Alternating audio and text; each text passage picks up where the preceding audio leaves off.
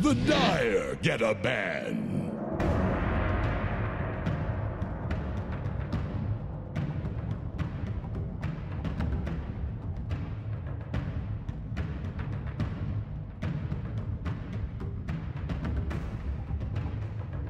Ten seconds. Expect 5 Execration seconds to be wanting remaining. to grouping up, Yeah. taking those towers. Some sustain hero probably for Execration would be something next on the menu since they have a Dragon Knight lineup. I don't know if I would Dazzle. Falling out of favor. I think only OGs actually picked it. Something like that along those lines. I mean, Oracle can be good if you have an Oracle player, especially versus Sinking Puck. Heavy amount of magic Radiant's turn damage to ban. but they still just ban out the Dire's turn to Venomancer. pick. From Execration, they've also been highly favoring Veno, as a lot of teams have been. And they're Radiant's playing with a turn to double blade pick. lineup against the Sinking Puck. Silencer. So having no Venomancer makes it. Silencer. DC's really been liking this hero. They're having a lot of their games in the first two even. Either like the Silencer Bat, or something like the Bat is banned out. 10 seconds left by my I count. believe the Silencer Enigma as well. 5 That seconds gives them a lot of remaining. high cooldown ultimates though. I don't know if they really want to get stuck on that entire mentality. Do they pick up the Legion? DC? Is that one that they play around with? Pretty sure that one's fallen out of favor. I know Yeah. Forev used to like to play it, but I think recently he's not really liking that hero too Okay. much. Doesn't really fit the scheme of their games. Like they're a very team fighty kind of team. And I don't feel like LC really suits that. Dire's turn to pick. As the Lich. The Lich. We've seen this one be very popular over the last few days. That's Very strong hero. yeah, helps the lanes out a lot. Definitely just growing in popularity. So many buffs that come out. People just really like the new Chain Frost. How it flows. It just guarantees your lanes. 10 seconds. 5 seconds remaining. We'll have to definitely still worry about that. I mean, that silence definitely feels like that pick is going to be an issue for Execration. I mean, you know, Lich himself is not going to be building anything any early on to deal with that global. So if he doesn't get that Chain Frost out, his potential is going to be limited in these fights. Yeah. I guess if At least there's a clock though to kind of like look for the True. red lines or Radiant's if turn to pick. find that silencer. Man Case. stands ready. Nice. I was talking to Brax actually yesterday, and I was like, I think you guys should just pick me some Sven and like.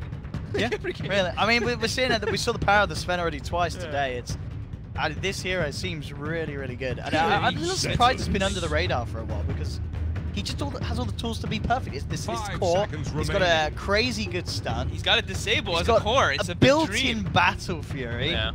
He has an ult that just does an insane amount of damage. I mean, we've been saying it for Gives a while, right? This incredible armor buff to everyone. This hero's great. From like right before Dreamley, when that big Yeah. patch hit, when Sven got that strength on his ult. Yeah, with the ult. Everybody was like, "Oh my God, Sven!" But we weren't even seeing it get picked up. That did get much. nerfed a bit, didn't it? Right? Yeah, it Like got initially reduced it a was like little. ridiculous the amount of strength. Yeah. Yeah. And then they did change it, but it's still It's still really, Really high, good. and I Really mean the good. thing is that he's a BKB building hero who also sieges towers, but also fights really well. So he takes off so many of the markers that you want that your carry to do.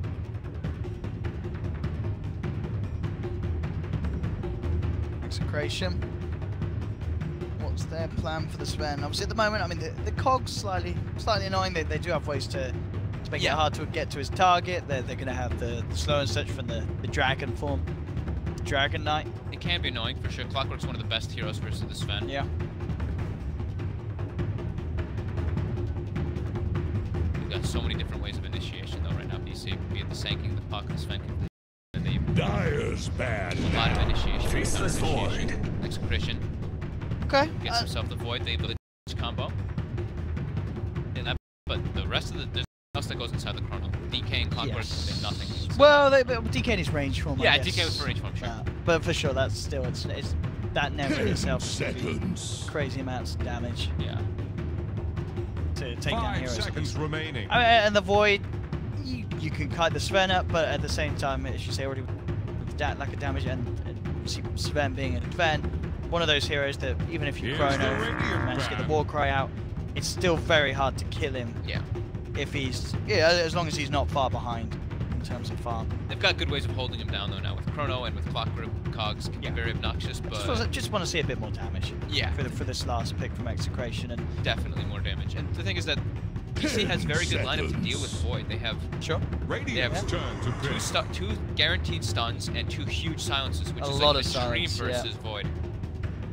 They actually still ban the Enigma, and even though they have Clock and Lich and Void for the BKB piercing disables on the Black Hole, it's still too much to deal with because of that silencer. And DC has really been heavily favoring that. 10 seconds. 5 seconds I don't know why remaining. Execration can finish it up here, but they still need that secondary support. Unless, I don't know if Execration wants to run the support clock and then put the Void in the off lane and now still pick a safe laner. They haven't played it very often. So maybe they do a support clock, but we'll see here with this last pick. And no, okay, so it's just to be the core clock and support Scarif. So Scarif definitely offering that high damage output that we said they were lacking. Very good with the Chronosphere. Instant silence from A lot of Puck as magical, well. yeah. The instant silence is pretty nice. And also, 10 I believe, is this seconds. another new hero? But we had a Sky yet. Oh, I don't think we have it. I don't think we had a Sky Let's yet. see. Remaining. I think that was one of the new ones, wasn't it? I'm refreshing again. It That's is? a new one. Hey, new hero, ladies and gentlemen. So we had Clinks Another earlier, one done. and now we've got Skywrath. So now we've only got 4, 5, 6, 7, 8, 9, 10 heroes that have not been picked in the Dota 2. And of course, Now we have it. nice. And I think if there was game to pick Scarif, yeah, there certainly seem to be good strengths for it here. So Yeah, it's got strengths. They've got a little bit more team fight and stuff, but they've got no sustain with the Dragon Knight kind of pushing up. I'm curious why they picked the Dragon Knight first too. I guess maybe just because of the Puck, so they have that matchup. You know, well, it's not instant stun anymore, but it's a pretty good stun versus Puck like that. You see it rounded off. They Choose take your the hero. Nature's Prophet, so a heavily pressuring offlaner. Really mess with Skywrath. I mean, Skywrath actually just gets owned by Nature's Prophet. I mean, yeah, like, the in laning harassment phase. in lane. Yeah, he is going to be able to zone the Sky back. I'm really liking DC's. I gotta agree. I mean, I'm at the moment on the Sven hype train. Really, this Yeah, hero me too. is so good. The Sven hype train. I'm on the Sven hype train and the Silencer hype train, and I was previously on the Puck hype train during during like Epicenter and all that. And I look at DC's lineup and it's more well-rounded. Execration, they've got building hitter from the DK, sure, but they're just like, let's take a look at their actual like lockdown and disable. Other than ultimates, they've got the Dragon Tail, and then other than that, it's like Chronosphere. Everything else, they don't have like some kind of stun or something in these team fights. While DC has Sanking Stun, Puck also Pike the Puck spells, Sven spells. 5 seconds remaining. Definitely liking what DC's going to bring to the table. Their draft. Could we see Execration switch something up in terms of the lanes? Is there any chance for them to do some sort of aggressive laning to go head-to-head with the Sven? And, I mean, as you say, maybe even to try and get a 1v1 matchup? But I guess even in a 1v1, does the clock do that well against the Nature's Prophet? No, he gets crushed. Doesn't. Yeah, it's not great. Yeah, he gets crushed. Because even if you are able to isolate Nature's Prophet, well, he's gonna just put trans, or you can like sprout yourself and push yourself out of the cogs. I mean, that's you probably want to sprout level 4, but yeah, you're just gonna get right click. Like we've seen a lot of these Nature's Prophets. They start with boots, they get like Orb of Venom, into phase boots, and they just right click you all day, and you can't really even.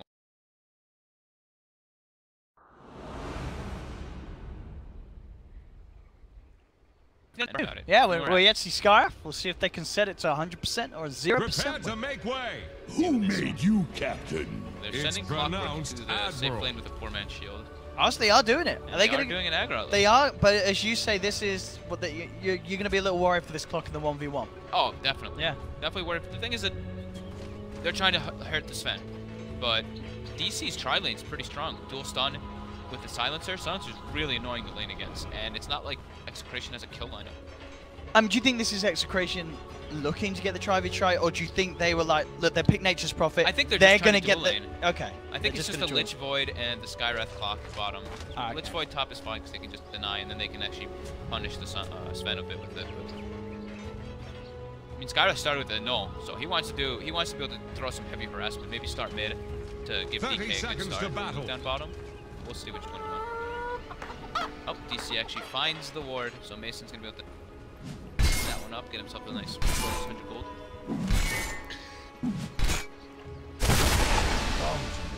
But yeah, I'm looking at this Sven Silencer combo.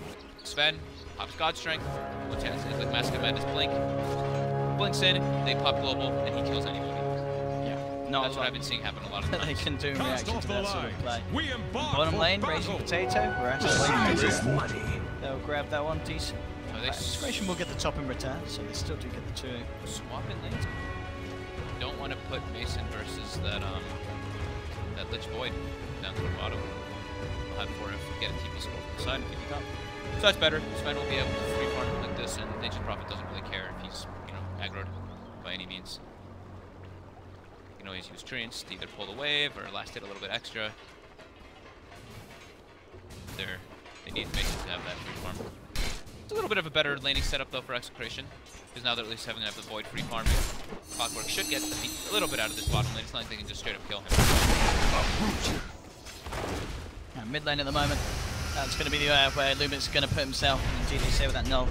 Use that bigger mana pool to spam out as much as he can against Arbed to cause issues for him as he starts this lane against the DK. Pulls, as you said, being made by RR. See how much Forever can do in terms of harassment for Nando. 4 mans, the Quelling Blade. Put it up to a whole new hold his own lane. I mean, mid lane, this is definitely going to be annoying for Arbed. And how to guarantee that your DK has a good matchup? Start mid like that. Salve out to himself. Lumic again, wrapping around. No intention of leaving this lane anytime soon. As he really is just going full in, making sure that Arbed can't get anything. And it's certainly paying off in terms of the CS. James, 11 for 3, Puck, just 3 CS at the moment. Radiant's bottom tower is under attack. Missed all the last hits inside of the full camp. Just all 3. Come on, Sam. I mean, the thing is that that's actually pretty important. When you miss all your last hits as a support in your full, you miss 80 gold. Stuff does add up. They'll clean the bounty at least.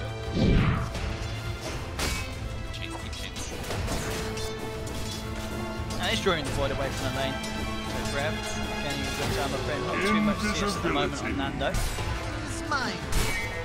So at the moment, pretty much focusing, you know, having that Sky in the mid at the start. James is the one to get this early farm. See if Arbed can catch back up already now. So as soon as Lumic's out the lane, space is there for Arbed to start farming back up the tree. Not feeling too worried about the solo DK. So now they switched it up. They know that Void's in a 1v1 matchup versus Nature's Prophet, and they know that Nature's Prophet top, so Lich wants to be able to follow around that Sven. Towards bottom, starts denying a bit of farm. The thing is that now it's you know, Nature's Prophet's going to be free farming top, so he's going to be able to pressure the Void a bit, and even going to be able to pressure the tower a good amount. And it's at least the Clockwork's going to get a bit more out of this. I still would think that DC is winning these 3 lanes. So, well, 2 lanes. The mid lane is a little bit James' favorite. Yeah, but I mean, with this wave, Arbed is catching up. Yeah. Like that lead is pretty much gone. Yeah, once you get the double null on the puck, you start always last hitting and putting pressure, a little bit of pressure, but yeah, PK now level 4, that level 2 Dragon Blood, there's no way to harass him by yourself. If you want to go for a kill, you need extra rotation.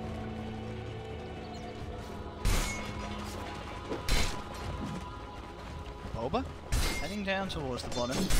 Still on level 1. Phase boost now on Forever. Be able to get the basis foil a little bit more of a punch and try and keep Nando out of this lane. Nando has been able to get in and keep the CS up as he's only just slightly behind Forever at the moment on that top lane.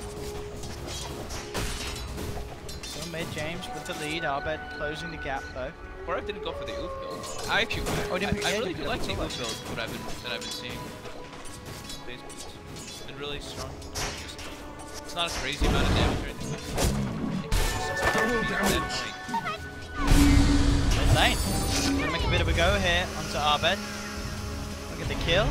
That's getting a fair bit of harassment. Arbed just purchasing another salve. We'll try and stick around in lane, just get that sent out. Doesn't miss out on too much at all. In the meantime, jungling with Sandstorm. Mason's trying to pull and try to do some of this giant stack that's going on down bottom. He doesn't want Execration to use it to pull the lane back all the time. So Raging Potato, farming the tower. Almost level 5 on the Clockwork, so he's going to have a really good game. I think it's going to be very nice for them to have a farm leveled Clockwork versus this Sven. He can make a lot of happen actually on the map versus like Silencer, Nature Prophet, Sven. Here we go. First smoke rotation looks like it's going to be coming up from TP, but actually Clockwork able to find Dubu in the sidelines there. Stop the TP. He's isolating Mason now. Raging Potato. Won't be able to find the kill so much, but putting a lot of pressure onto DC. Pulling them both out of lane. The Shrine is up though now, so they will at least have that to fall back upon. Mid lane, Lumic coming forward again. Bolhul was there though, just to block off any sort of rotation that could come in. Bobo, they really want to go for the smoke play with Dubu and Boba. It's that nighttime smoke that we see so often from many teams between that 4 and 6 minutes. Rotation be unexpected. See if Dubu can do anything. It's going to be hard with him on his own way he is at the moment. In fact, Lumic's going to spot him out. Putting a ward? Where's Dubu going? Just chilling on the high ground. Dubu actually just walked over there without a ward or anything just to try to maybe go for like a wraparound play. Very much you said there's a wraparound. Got Coil now. Okay, I think he's profitable. Yeah, with that as well, and Arbed on the high ground, they should be able to finish him off. The curse ticking him down. James, will he fall? Fairy Fire keeps him alive though. He gets out, grabs there onto Lumic, so DC will get a kill. James is going to look to turn, comes in with the Dragon Tail, more forward, bursts through one of the charges on the introduced raindrops. Arbed hiding in the trees. Have they got the damage to bring him down? They do. And Bulba's going to live as well. So that was a beautiful rotation. DC there.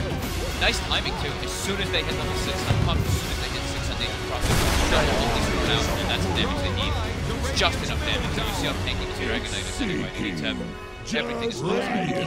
If they don't have Bulba stunned, if they don't have a hard lockdown, Any port in a storm. Lots of damage being done by that Nature Breath. 1300 coming through at this 6-minute mark. I think all the different things setting up for very nice play indeed. We can see overall the 3 higher CS slightly in a better position, even though it's not for DC. James still at the top. The side lanes showing a slightly different story. Nando's going to come towards the mid lane. Thinking about going for the Chrono play here, and he will get it straight in. Beautifully done there. Clips both of them. Silence there onto Arbed. Can they get Dubu as well? He's going to try for the TP out. Where's the bash? Oh, There's the bash. Execration. Very nicely done there with that movement from Nando. Coming into the mid lane. They get the tower deny as well. Perfect run. Yep. Pretty bad about that. I think he was safe. I don't know. He was down pretty quick. Right. I don't know. It would have been Bottom close. tower faces a stiff wind. Or if they're just getting a lot of damage on bottom. That variation. And Lich is still just been sitting bottom the whole game. And 8 minutes of him being down here, just trying to spend all Classic Lich item build at the moment. Yeah, nothing. Yeah. Mason though left that lane a while back. He's Mask of Madness farming top. Radiant's bottom tower Mason's is really, under attack. really happy right now. I'm pretty sure DC's in a very comfortable spot at this moment. To get some base going on. Boba. Finds Raging Potato very low. Easy skill. Albus. Coming for the action. +2 there. Albus actually there with the wraparound. Comes in with the 2-man Dream Coil. Silence as well. Lumic taken down. James stuck in the trees. Bulba comes through with the Burrow Strike. Dubu getting intel. Tomorrow. It's going to be another +2 up to 8. DC movement through the jungle. Really catching Execration off guard there. Running around the shrine as well and coming out on top. Yeah, that was the, what Walker he was running around and looking for great shape. He's level 6 with phase boots. So it's his time to really shine and make those kills happen. So if Morab never near bottom, he's looking for it. There's no mana for the Bow Power Clutch. Now there is with the stick charge. No escape for him, especially with Lumic's presence. So Execration able to get a kill back in return. I tested your metal. Of course, whilst this all is going on, Mason playing very nicely with the farm game. Gets a good timing on the Mask of Madness, straight into the jungle. As we can see both him and Forev at the top of the net worth at the moment. And with this pacing that Mason's going to be able to set, it's going to be quite hard for Execration to keep this spend tied down. Yeah. And there's nature stacks. They're not massive, but they're 2 double stacks. Nando is the one who's still farming very well. Sticking toward the top. Same thing with James. Almost with that Shadow Blade finished up. Void. An interesting build. I can't remember the last time actually I saw a Void go for the Shadow Blade first. But as we've seen, especially with the fact that they did have that last big Scarab, they do have a lot of damage to throw into Kronos. As long as they can catch these heroes, especially, you know, with like Arbed playing these squishier cores, this puck. If you lock him down, you're going to be able to kill him. He's all about the Kronos. Yeah, he's acting as that like big counter initiator on the Void, or that one who finds him split push, be it the nature dropping the puck with the Sven on the side. Raging Potato, getting a lot of harassment from Autumn. Dyer's top tower is about to take the blood. James and Nando should be able to take out this top tower quite easily now. Two of them. Dyer's Farms top up. tower needs some friends. Same as you, Circle being drawn by 4F. Looks like, yeah, we don't need to play around the top side really at all. We Dyer's have top more of the tower map to lies control. under a tower We have has like about fallen. 2/3, well, Execration only has a third of the map to farm. But definitely have a little bit more resources for DC. And very good wording from DC this game. One in front of the mid lane, one near the shrine. You see those rotate behind top of the bottom. James and Potato give this setup. No. Chrono. Damage from the bottom lane. They get the kills, and there's the return play from Arbed. Lays down the coil. Raging Potato falling low. Looks like he will just be able to outlive this curse. As he survives. Indeed, it is just once again Forever going down. Nando top. Do they have the damage? I don't think they do. No Nature's Prophet either. Just let's see who beef with those early game items.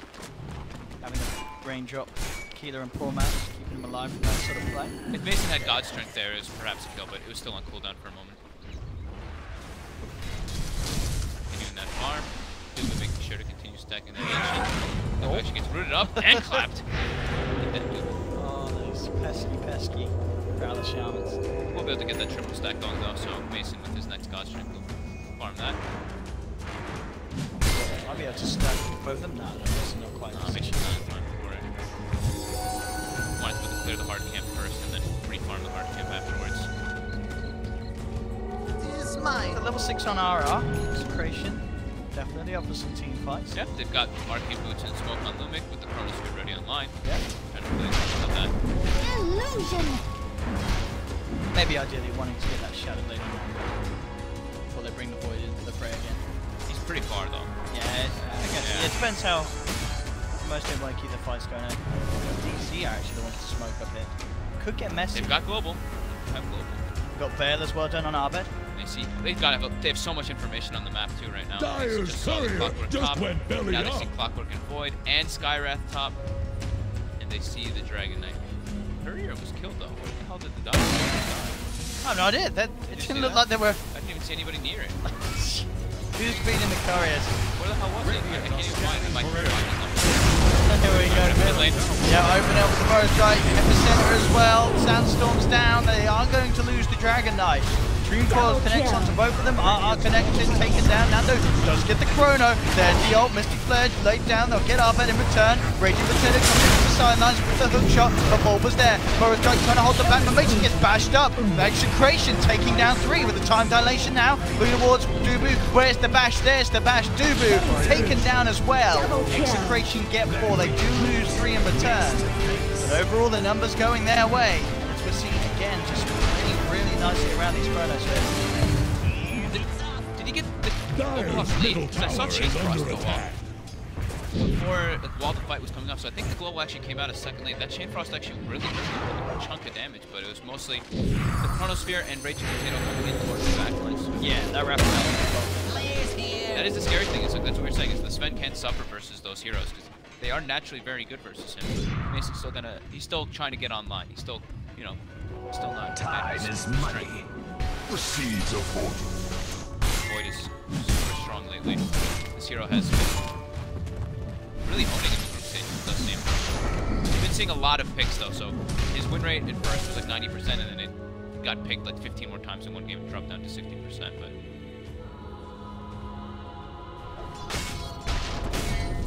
Shadow Blade finished up, he's got the Diffusal queued up too. Diffusal's gonna be really nice to see him to remove that force, right? Damage he gets in the chrono. I think he's the best bet. Really is to kind of pull an Empire and just, you know, get this Fem farming. Yeah. Get Keep his Mason Blink out of the Dagger. fights. Yeah, I mean, he's pretty much got it. And these are, you know, getting the blink at this stage as well. Sure, it's great for fights, but it's so efficient for fun. Having the blink in the master Dire man have the just spy sweep up glass so at much of the hand. map. Then they have 2 ways to really start the fight, because Puck didn't go for the blink dagger first. Abed usually tends to go for the veil, so then Sven will have blink, and I think Bulba's nearing his blink too, so Bring down Radiant's top tower. really nice for them to get. Dire's middle See how tower Clockwork's is going for the under bone 7 pressure. build. He's got Orchid here. Radiant's top tower Alright. is on the rocks. Look at this down bottom, Radiant Nando. fortified their Does have Chrono in structures. 5 seconds. Dire's middle tower is Could try and hunt grounded. Arbed down with the Shadow Blades back is up in under attack. 9. Is he aware of something going down? He's still sticking around now. He's going to go. Just Dire's middle tower is under Not a moment attack. too soon as Nando would definitely have gone hunting for him with the Shadow Blades and that Chrono. Dire's Searching middle retreats. tower is Arbed's under already out. pressure. Arbed. Definitely games. James able to pick up this tier 1 tower. Dire's middle tower They didn't see just anybody got else on the knocked map down. on the side of DC, so they didn't know if anyone was behind it, but James was quite alone there. It was just Potato. Orchid build gets this big, massive troubles for Abed in this game. Yeah, I mean, it's You can going isolate to be pretty Arbed. unexpected. I guess now they'll see the Illuminate stuff that is worth going on. Raging Potato straight in. There we have. Finds himself Berev. Just knock him back with the Sprout. Raging Potato will TP away. Unable to find the kill. Too many things around. Just soak up the battery assault. Tried Orchid before it. Actually got it already. Nice and early. Going for that Shadow Blade next, so he can not worry so much about those Clockwork Hogs unless he has Dust, of course. And so he can always split push. Silence will be, the Orchid will be really nice versus the Void if they're able to actually find him. But now they have to make sure to carry Reveal properly since they're playing houses. You see the Shadow Blade on the Void, so we have to see Dubu, and I would say Dubu carrying Sentries and Bulba probably carrying a Dust. They're trying to bring down Radiant's top tower. Bulba's nearly got his blink dagger. He's pretty much got it. So we just got to see that extra bit of catch to jump out and just to make sure they can. I mean, in a lot of these situations, really just stunning up and killing the Skyra for the start, as we've seen. So even if the Chrono does come out, there isn't the threat of that Mystic Flare coming down. So immediately like squishy heroes like Arbed's They're looking to set up for Nando at the bottom. Fine, yeah, they do have at least blink though, and he picks up the Dust. Good job. Dubu actually bought the Dust and the Sentries. Yes, good job. tree line limit. Nando. Yeah, they've seen him. There we have. There's just, they have enough damage to knock him down. Global's coming out. They really aren't messing around. There's the epicenter sentry there as well. Takes a lot, but it does get the kill done. Super worth it. They have to expand Global and Epi in Wrath of Nature, but just go Royal. And during all this, basically smart. He ports down just in case though. That's a really smart thing a carry can do. They don't know exactly what all of Execution was. They're taking a fight. So instead of Mason just sitting top and farming, he has to be at least in the area to fight. So TP's down even though he's not exactly needed. Very important for your carry players to recognize these decisions. So make Abed's going for Mason. Yeah, straight away there, Raging Potato comes in with a hook shot. Chain Frost is out as well. They're trying to force DC back, but the side of Execration have already lost Lumic. Arbed with the Orb and the phase shift will be able to jump out. DC getting everyone out of there. Execration do put an end to the push. That was a crazy dive. They at least get out. Looked like it could have been a pretty costly DC, but with the Void respawning a bit late and just maybe unfortunate bounces, they Nando's hunting. get lucky. If he finds Arbed, he can just straight up chrono, but Arbed is getting all the way back. Spam ping's actually coming out. They were aware that Nando would be doing that. Knew something was up. And Nando, I mean, with this build as well, really investing in fully getting the chrono off. He's going straight for the BKB, dropping the defusal. Doesn't go, okay. So he's very concerned with all the amount of silences. The Orchid for Nature's Prophet will from the silencer, but then also just give them magic damage. Dire's bottom tower is about to flounder. Orchid complete on Raging Potato. That's early, like 19 minutes. Footwork Orchid, not bad. Phase Orchid earned. Boom, there it goes. Yeah, it's unexpected.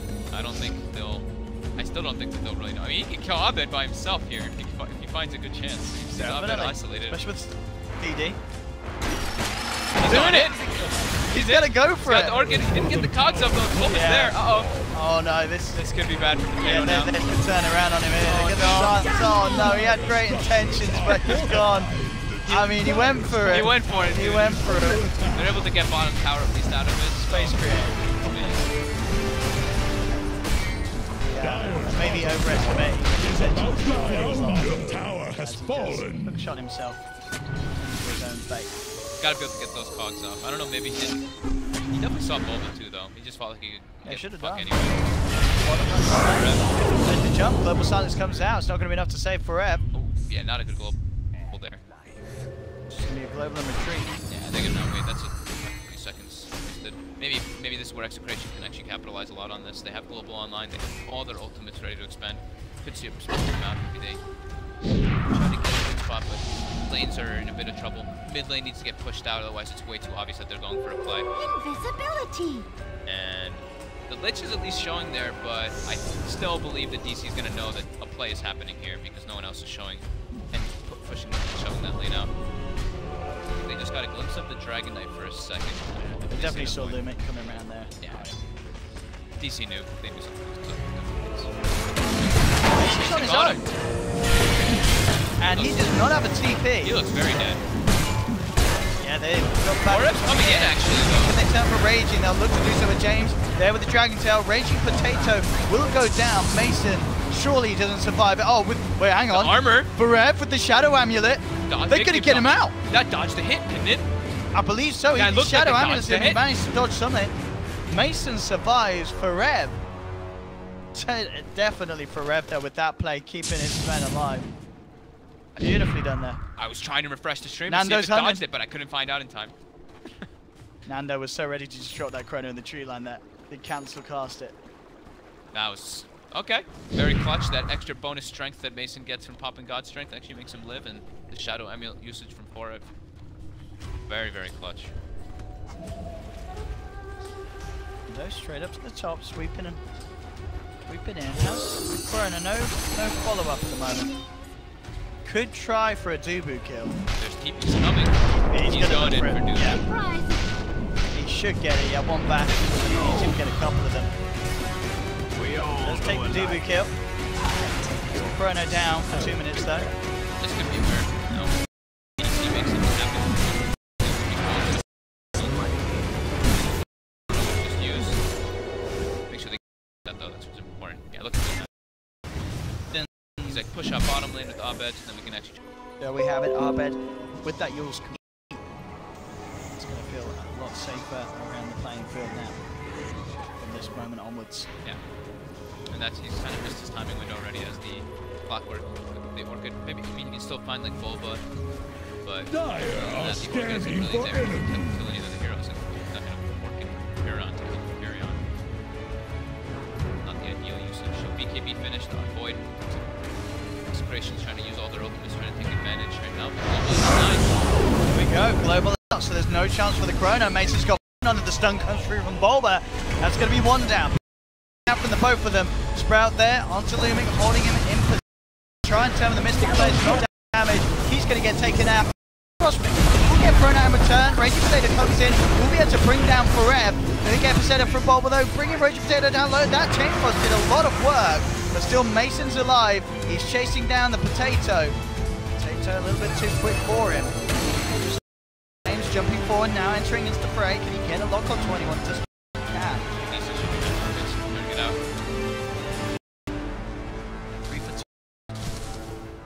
Still, one of that to favour DC only slightly. He's on XP, pretty close. That close by Dubu was perfect. Void unable to get Chrono. Yeah, if he's able to get Chrono there, it would probably be a completely different fight because the Dragon Knight and the Clockwork are still really hard to bring down, especially the Dragon Knight. With Lich armor, sitting at like 30 armor and a BKB, so that means nice thing I actually did not point out during the draft is, you know, the Lich was picked up kind of early in the last Nature's Prophet. Those treants actually soaked the almost entire Chain Frost. There was, you know, because you get the +4 treant summon, there was 9 treants instantly whenever a Chain Frost pretty much went out.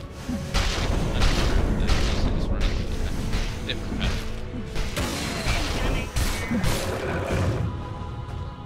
Mason with his build as well this game. It's so crass. A little different to what we're seeing out here from Rezo. Rezo loves to get his crit. Gearing up. It's going to better benefit his team. Especially if they get chronoed.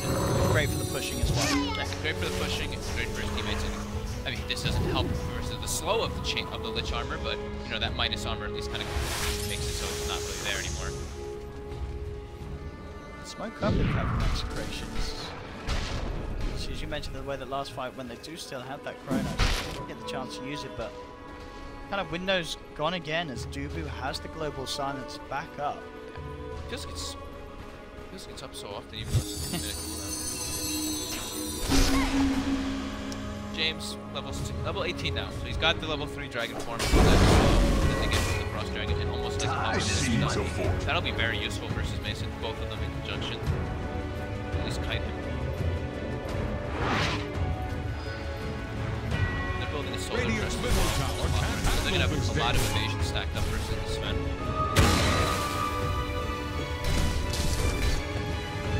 See though, Perez build, he can look to get that blood core done eventually. That's very true. First of all, he's looking to try and get that BKB found out. Nando keeping down again. DC seems to be pretty aware of these movements and immediately backing off in that top lane push. DC feeling good amount in the lead. They're not huge, you know, it's only 2k lead, but they picked themselves up a gem so that they can not worry so much about that annoying Shadowblade Void and also not letting Execration get deep. Execration did make a smoke rotation earlier, so they probably expected some wards. So far, Execration has no wards on the map now.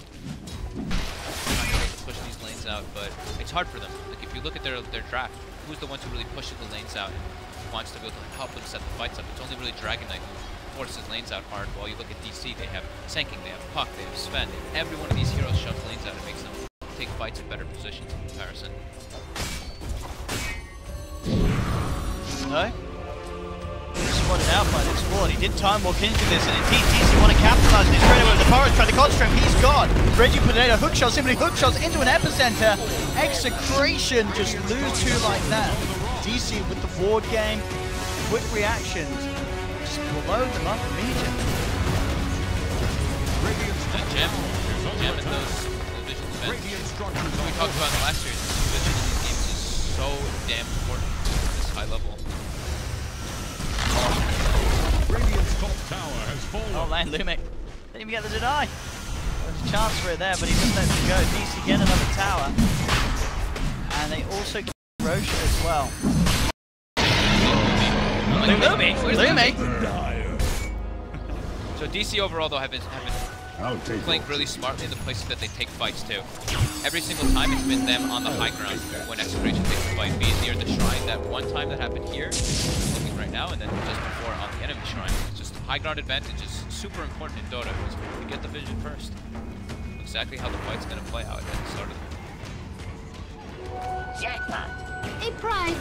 That's what Nando's got 3 times now? 2 times? That he's just gotten instantly killed before the chrono comes on. He's really not had a chance to use that chrono at all recently. Spike going for this BKB. Yeah, he wanted to go for the Shadow Blade so he could be kind of cheeky and get into the fight. Gems, Sentry Wards, just the overall map control and awareness by DC, being able to get those good chronos. Oh.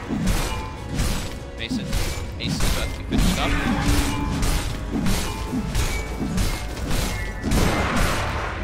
Oh, sorry. Solar Crest, the Dubu's got items. Holy crap. Dubu never gets items. Very rarely. Very good item for him versus the Void. Probably wants to get himself a force stuff next if possible, him and Bulba. Bulba's actually going through the Yules instead. They don't really feel the clockwork's too much of an issue in that case. I mean, certainly in the last 10 minutes or so, it certainly seems to have felt that way.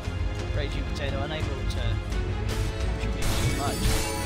Sims in, but the hook shot is taken down with. But the Solar Crest now may start to certainly help him in that aspect. The ability has that sort of blade mail to flip DC off and killing. Yeah, that's the one thing is that you get that blade mail for that exact reason.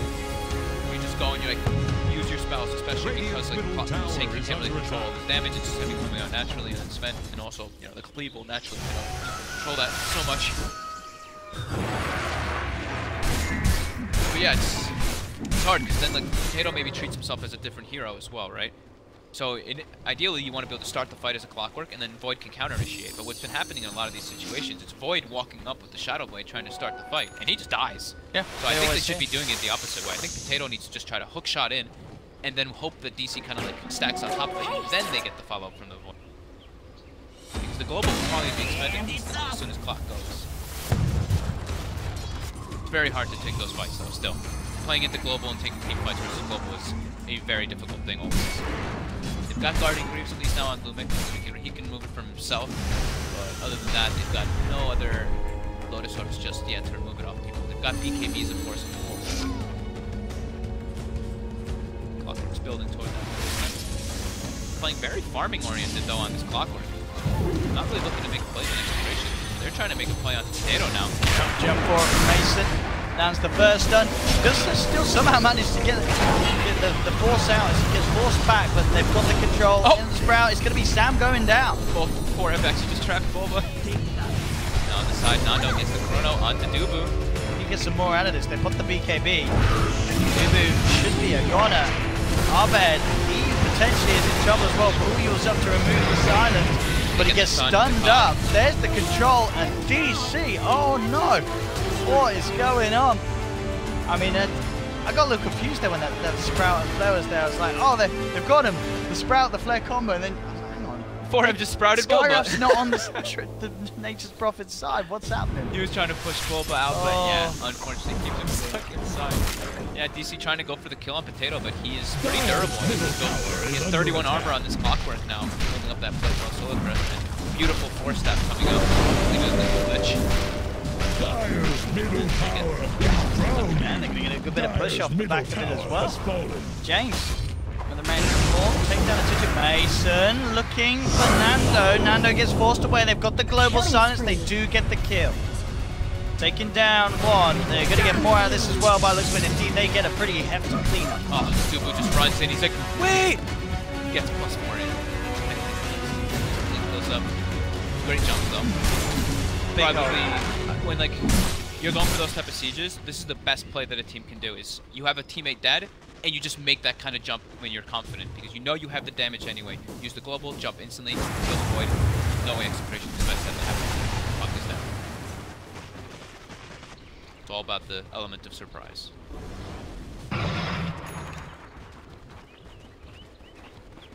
Lotus now finished on Potato as well. Radiant's middle tower can't handle Bit this of game. save potential against that Orchid. Hug side, allowing Nando to have that second chance. Radiant's middle tower is under attack. Not have BKB ready.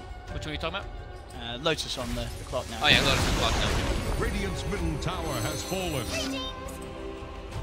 He's durable. Back. Very durable. Now you can move the True, sound to step others. So. I mean, Potato is super far in this game. You can't say he's not. He's got 218 CS as a damn Clockwork. That's pretty I fast. don't think I've ever seen that. But yeah, he has 50 more last hits than his Void. He was farming for quite a long time. So hard camp area on the side.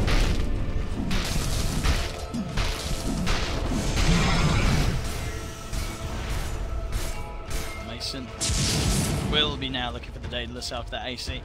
And he is well on the way towards it. 3k gold in the bank. See us, of course, so 18,000. Brett very close behind. Brett's been doing a great job as well. Yeah. Keeping those lanes pushed in, consistently picking up the farm, and he is going to be en route to have a pretty respectable timing on this Hex.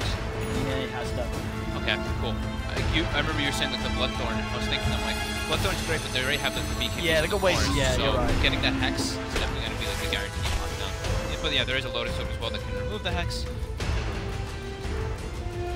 Yeah, this has been constantly DC just shoving the lanes in, forcing every single one in, and Execration unable to push them out. DC gets a lot more of the round. They've got 90% of them after farm.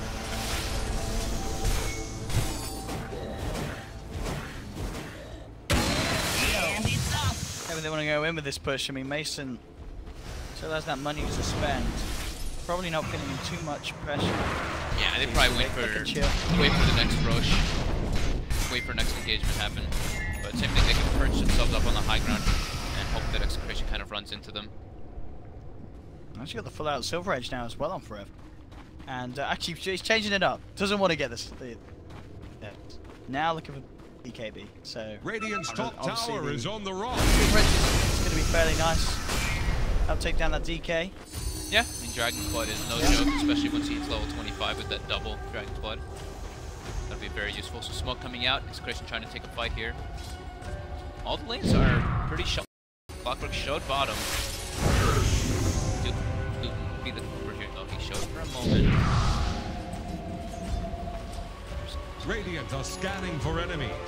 They may attempt to commit the chrono if they want the Duke. kill. Unless they get a few good back. Actually, I guess it doesn't. Now they get the find in the back. Tato, Mason and Boba find the Clockwork. This wasn't too long. No problem. Now Mace. He wants to push, yeah. He's got the God Strength. He's straight up there. They do still have the Chronosphere. Fortifications as well. Chain Frost gets thrown out. It'll clean out the creep wave at least, but that's going to be the Chain Frost gone. Mason ready to move back in, up to the high ground. Looking for the tier 3. Outside of it all, the Chrono has been dropped, but it's ended up what... It didn't get anybody. Wait. It didn't do anything, indeed. He just held back his own teammate. Nando will be lucky to get out, but... Is that both BKBs as well? That was both BKBs. It looked like we're not quite sure what happened there, but that was not the play for Execration. And everybody on DC's alive. They still have global too. 60 seconds without that Dragon Knight. That's a long time. Big mistakes coming up from Execration there. DC capitalizing it big time. And now all the ults are used. How long do we have on Chrono then? So it's 72 seconds. How long on Rush? It's a long spot. We get a bit unlucky. DC. But either way, they still have absolute map control. Said there's no great way for Execration to push lanes out. So Forever and Nature's Prophet always just keeps pushing them in. Same thing with Abed. And they are always able to take the fights when they want to on the side of DC. Farm everything. Nice. Very close to having a full daedalus. And nearly that level 25 as well. Rev also the money to finish up that BKB if he so wishes. Just having a bit on top, and of course Abed now to scale up the Dagons. The game goes on. But yeah, definitely now this sizable lead for DC, 12k gold lead. Yeah, just a few mistakes starting to slip through the cracks from Execration. DC not slipping up one bit as we get into this later portion of the game. They just have so many places to farm. There's so much liberty and freedom on this game. They're just like, okay, we can farm mid, we can farm top, or just keep pushing on bottom, basically farm jungle, while Execration is like desperately trying to push lanes out, but they just can't quickly. All their movements are pretty telltale for DC. Invisibility. Nando, of course, certainly starting to fall behind with this. The way he's been playing, and understandably so, he's been trying to make this Chronos work, but it's just the fact that DC's been so well prepared for it. Yeah. As we saw there, even with the last one getting through, he must have just landed it and then not caught out one of the stunners, and he was just held in place in that Chrono, couldn't do anything, especially with the fact that he caught his own DK in the Chrono as well. Yeah, he's been spending a lot of time just shadow bladed up for these pickups while it's Clockwork kind of farming, when the opposite is the ideal. You know, you want your boy to be getting more of that farm when the Clockwork looks for those pickups. And look at CS, sometimes creep score doesn't matter so much, but Raging Potato, 260 creep score to the 200 of his Void. And he's been spending instead of a time farming, trying to get some pickups and they didn't work out. So maybe that's why he went back to the farming thing, but his Void is definitely suffering because of it. And he's going back for that. He's got the blade bound now, but it's a very late blade bound. They see Nando, they have an obs and a sentry there. He's gonna just get brought down. They lose the vision for a second though. And he pops BKB and he's able to get these. And they get kills off the back of this though. They need more damage. They need a suit. James is there, the global comes out, and now DC, they can turn. The Chrono's gone. Abed jumps forward, gets the two-man silence, Street Fall as well. It's Declare going to be off the point. Macy gets the chance for the BKB, and Godstrike to come out. They've taken down Nando. They look towards the potato. They've lost RR on the Lich. Execration, 2 men down already. Boomer fully incredible though. James still fighting strong though. Will be able to help them take down 2. They've found the Sven and the Silencer. In fact, they may just get Bulba as well. He'll use himself up. They're going to be able to take down Sam. Double kill for James. Sven hiding in the pit, trying to get himself out of there. Forev will manage to find the side kill onto Lumic Skyram. Execration into the pit. They did buy back, of course, with Nando for this one. They really want to get Roshan, and I think they may just be able to do it with DC having 3 members down. If they get Roshan the Aegis on Nando, that buyback is certainly worth it. Or if she's supporting bottom right away, be able to push the lanes out. Or port mid, take the racks. Yeah, he's gone. Going for the rat. Can Execration do anything to react to this one? They are playing around with R, but they may even get the kill. But they're not getting the Rosh. It's half HP, and now they lose a Rax. Abed's just toying with them too. He's just making so much space there this time. Okay, and that just becomes absolutely not worth them. And that was avoid buyback too. Yeah. For him to try to go for that. And they get the lesser trade. If they trade at all, and as you say, they don't. The Roshan's still up. They've lost that Rax. But GC's still keeping the cool, despite that fight. We did see James doing a lot there. The AC and the Elder Dragon form, still not something that you can forget about. Yeah, he was outside of the chrono, so he was able to wail on Mason. Mason got full duration chrono, then he got full duration dragon till stunned. He's about half HP, pops the God Strength BKB, Clockwork hook shots him, and Mason has no target, so Mason turns and starts hitting Clockwork, but right before that fight, Potato built Blade Mail. So he actually pretty much killed himself on the Blade Mail, so Mason got brought down pretty early in that fight, but it was Forev and Abed able to do enough work in the back lines. Now top tower dead, mid racks cleaned up, bottom tower took a decent beating as well. And we have level 25 on Nature Prophet, so double treant HP damage for him to get that siege going. Nando's in the pit. They do have Chrono. They can try and fight around here and look to secure the Roshan. DC's got everything, and they're even already. Forev's getting prepared to port top and go for those Raxes. He's already canceled TP once, starting it again. It really is the rat potential that they've got to be worried about. Execration. The back door is still on though. He's still taking it. In fact, I mean, they're sticking around for Roche. Yeah, he comes in on the side with the BKB and the Godstrike. He's going to look towards James. James trying to man up. But Mason, can he do this? He's been disarmed. Backing away. Nando comes in, but there's Bulba and setting up for the triple kill. And this may all be over for Execration as they start falling apart. Forev still there with the rat, with the split push. Potato is down. A second set of racks gone. The clock will buy back. But DC can pretty much clean up the base now. 25k gold lead. They don't even need to stick around for Roshan. They just come in for the glory, come in for the kills. And DC, similar to the series we saw last year, being the team to make the smarter calls and at the end of the day just numerous outpoints as they make better moves and Execration struggles to keep up. Yeah, I think that's a very good summation of it. I think also they have a draft that I'll keep saying it. Blitz is one that really likes to say this because it's very true. They can keep the lanes pushed in all the time, so DC is always able to take the better fights, and Execration they feel kind of in a desperate.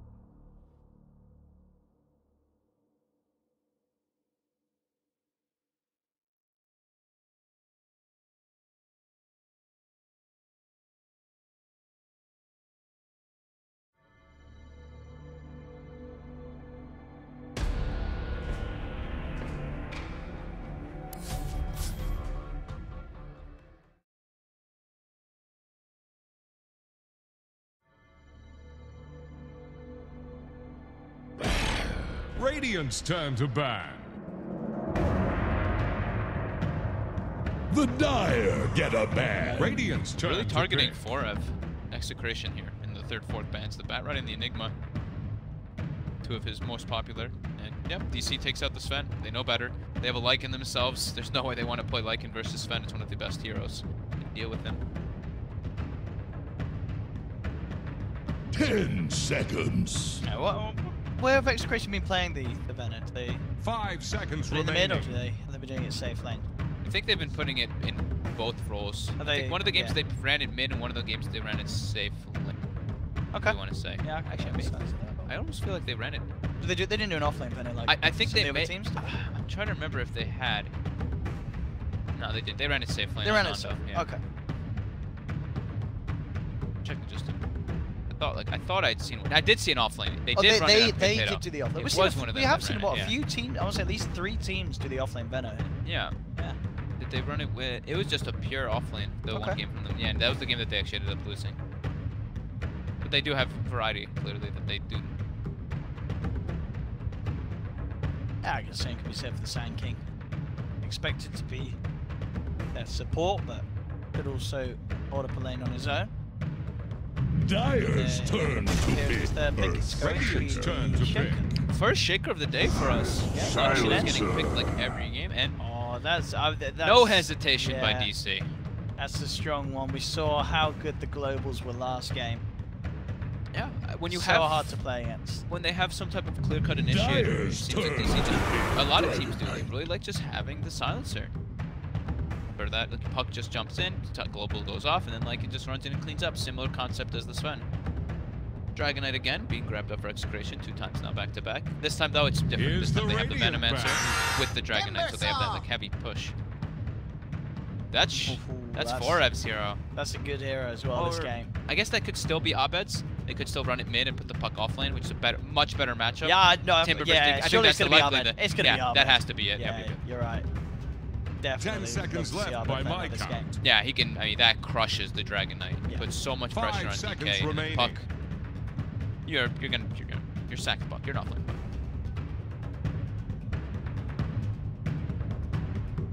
This already looks like a pretty nice, pretty decent Timber game. There is a lot of lockdown though. Sanking, Urshik, Dragon Knight all having stuns, and they all have magic damage inside of them too. So Timber take a decent amount of damage, but it is strengths. DC on one of the sides to do the Dire's support. ban now. We haven't seen them do it. Not seen I DC wouldn't. do it. I wouldn't think that they would, especially now with the silencer. Okay. It doesn't. Ideally, maybe like if you have like a reliable lockdown, then I can see where the Puck support could work. I know EG ran it, but I don't remember exactly what their draft actually was with it. 10 seconds. Ran that support Puck with just curiosity. Execration, of course. It's 5 seconds so remaining. just ban out that support spirit. Most likely that he will still be looking forward to finish up the draft. And considering the heroes, Execration still with that flexibility of where they want to put the shaker. I feel like they should, the Dire's Earth Spirit turn Bandit, to pick. they should know that it's going to be like Dubu playing the silence though, and Bulba's hero is the one that Radiant's missed. turn Boba to does pick. not play Earth Spirit. That's the Bulba hero right there. Spirit Breaker. I don't think that they could have thought about banning that one either. That one's a little bit different outside the box, but it's another fight starter. So they have the Puck and the Spirit Breaker as the fight starters to follow up with the global. Execration finish this off 10 with. seconds. Got to be super 5 aware seconds of this remaining. Timber Spirit Breaker in your face heroes. Someone that's going to be able to deal with that. But it's going to be pretty hard. DC are really going to be up in the faces of Execration in this game. Yeah, this is either their off laner or their safe lane, depending on if they put Raging Potato off. Okay, so it's actually going to be what the It's safe lane Venom, yeah. safe and Venom. It is going to be safe and Venom. I meant, oh yes, I meant secondary support or whatever. Raging Potato, yeah, the off-lane Shaker. James again on that mid-lane DK. So Mana Leak looking strong here versus both the Lycan and the Timbersaw. Can be super obnoxious for both those guys. Blinding Light as well, very obnoxious for Lycan. And they should have like a D push and a decent 5-man if they're able to get the Coddle Ags at one point. The Dragon Knight with Coddle and Venomancer, they have a pretty good push window that they could go for.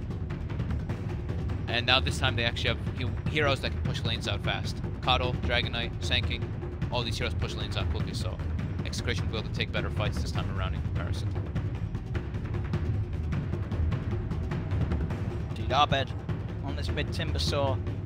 Other than the keep of the light, a lot of reasons why this man can have a good game. I guess there are like 3 stuns, but damage he's going to be able to do to some of these core heroes is it's going to be really hard for them to Did you just see that? They just swapped. Potato's playing Dragon Knight. They just swapped. And James is now playing Ace Shaker. Is that them saying that they really don't want to put that DK against the Timber? But then you're putting a Shaker against the Timber, and it's not much better, is it?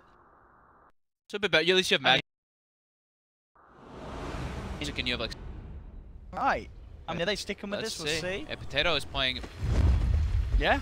Safe lane. James is going mid. Safe lane DK. Safe lane DK with an aggro. Is it going to be an aggro tri lane with Venomancer and an Earthshaker mid? It looks to be it. Yes. I'm not Solo sure. I guess. lane DK. Yeah. I mean, what's DK going to have to deal with on the side lane? It's going to be what the off lane Puck, and I guess that's obviously the matchup we saw last game in the mid lane. I guess Puck should farm bottom. Puck's gonna get a lot. Playing for support man shield DK, so you'll go to harass him, but Puck's gonna get a lot out of this. Lycan should be punished though, but maybe we'll just see the swap up. We'll see Lycan and we'll see the same thing that happened last time. Lycan and Silencer make their way bottom, while Puck makes his way top and farm versus Venomancer.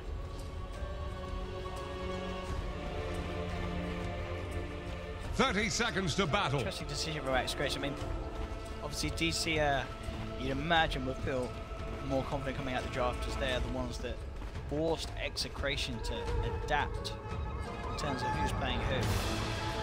I mean, Raging Potato, you know, when your sort of solo lane is playing the TK, you just, I mean, I wonder how much he's played it, you know what I mean, in terms of competitive games. Probably not that too often. Bottom, DC. And we're clear themselves the for bounty one. rune. Back up onto Potato, the stun comes out. They will still get the rune Execration, but Raging Potato Where the bashes, taking a Boba. bit of damage here.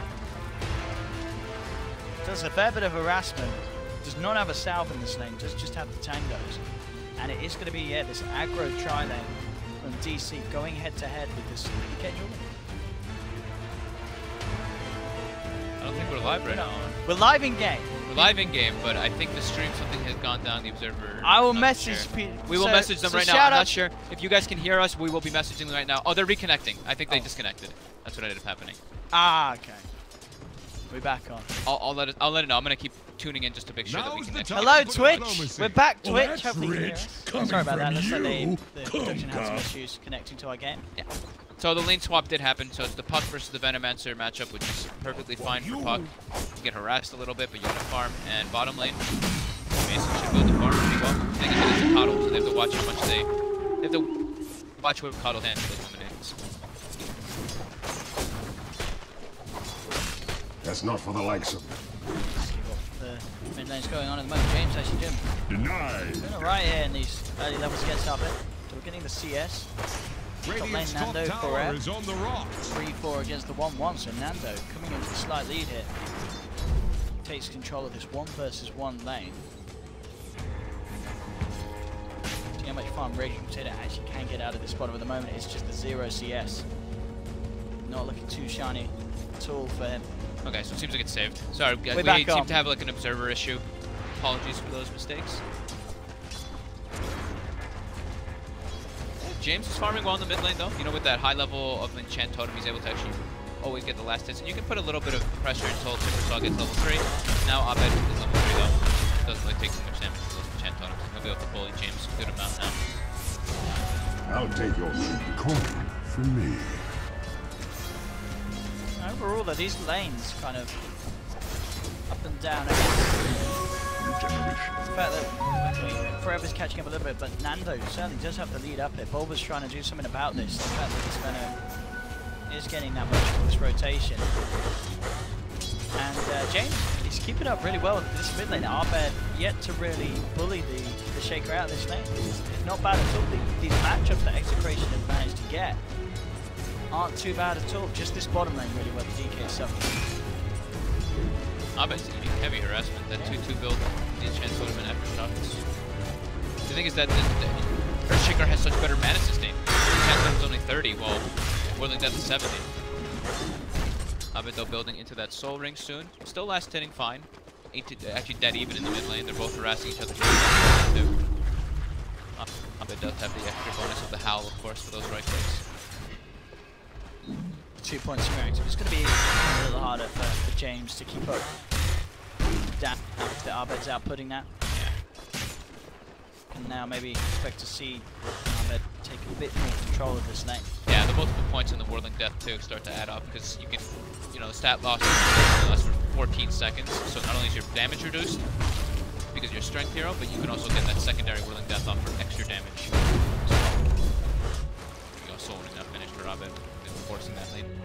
That's also the thing is Abed can push the lane in a little bit harder than James can because it's skill build.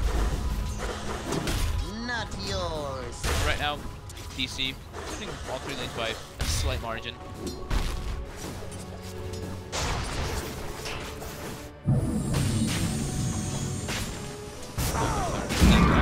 Doesn't really have any charge opportunities. They're looking to claim bounty runes. Dubu takes one Bulba as well, and then we make it top. So he's gonna get that rune bottom. He's got a bottle, but Bulba and Dubu in position. They could actually. Hey, this looks like it's James dead for sure here. It looks like he's been pincered And in. the bash. That's going to be a Give him another +2. one. Oh. Uh-oh. No. No, he's got another charge. He's got Arcane Rune. Yeah, he's got Arcane. And the 2 supports are going to get it too.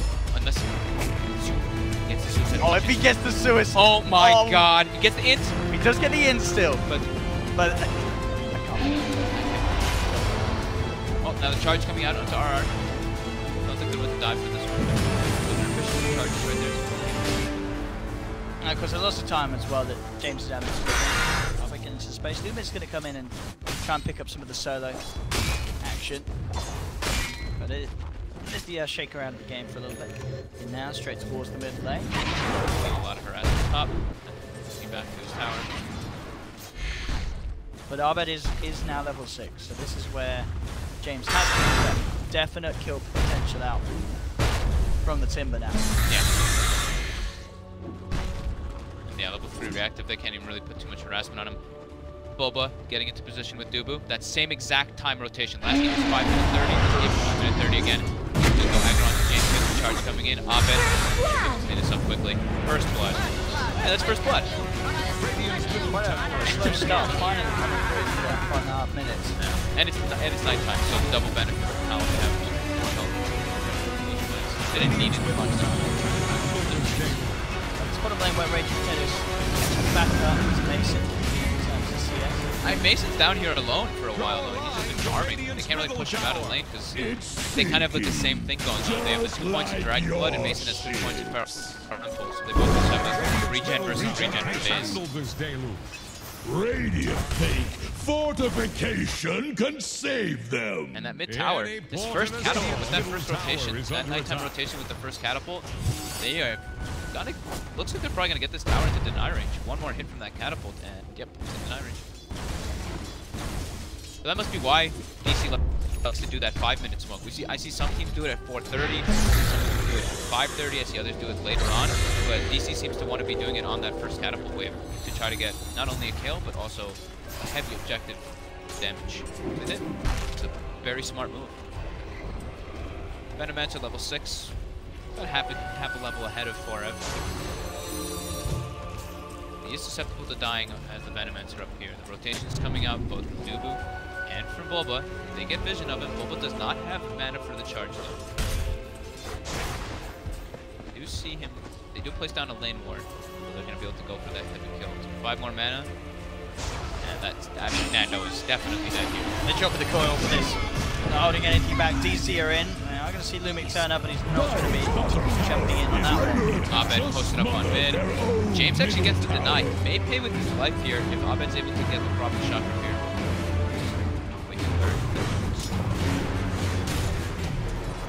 Lumic is there on the side.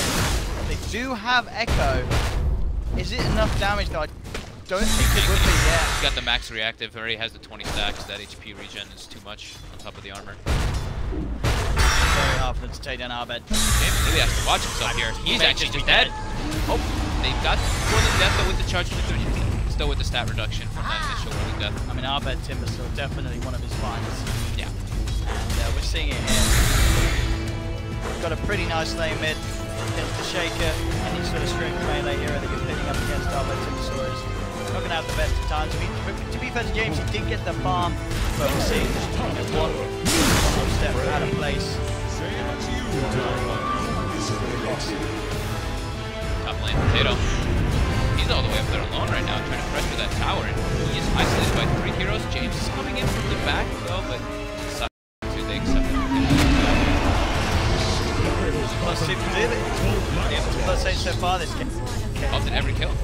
Lumik or Smart adds up for forever. Straight with TP up to Silent. Nearly found him there. Bottom lane, Nando chased down by Mason.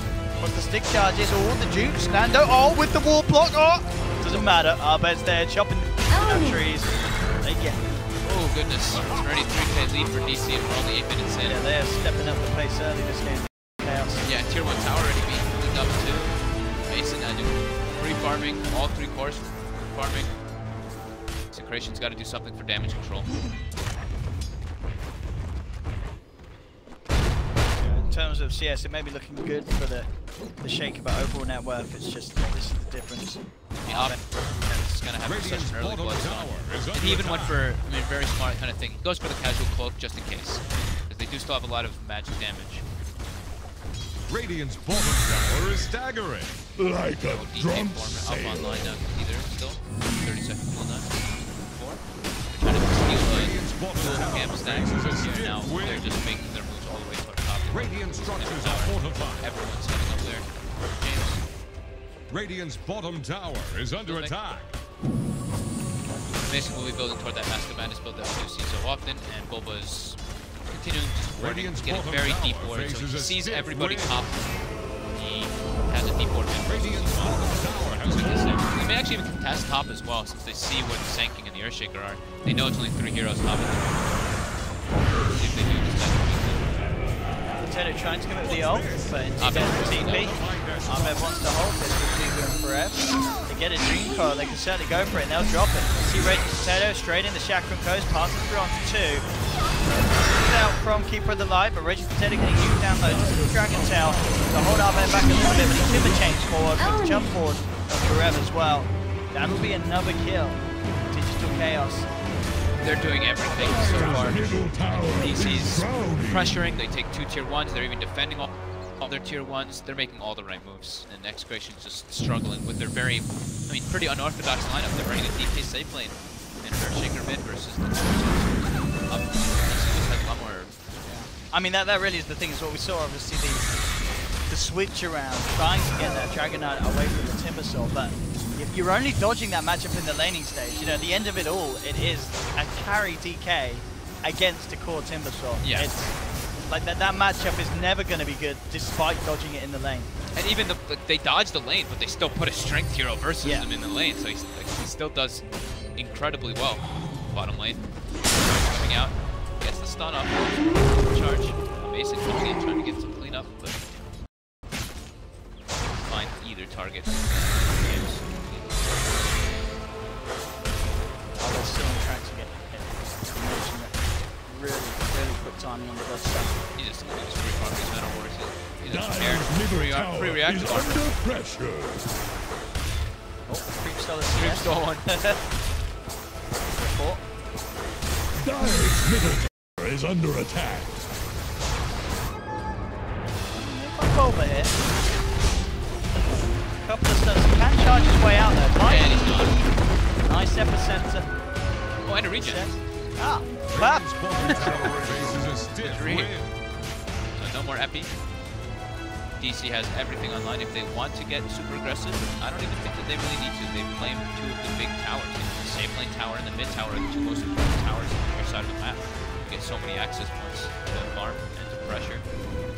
DC is very happy now. Mason was Mask of Madness. He's like, alright, time to farm jungle. He's got the farm completed up in this game. Not the Necro book just yet.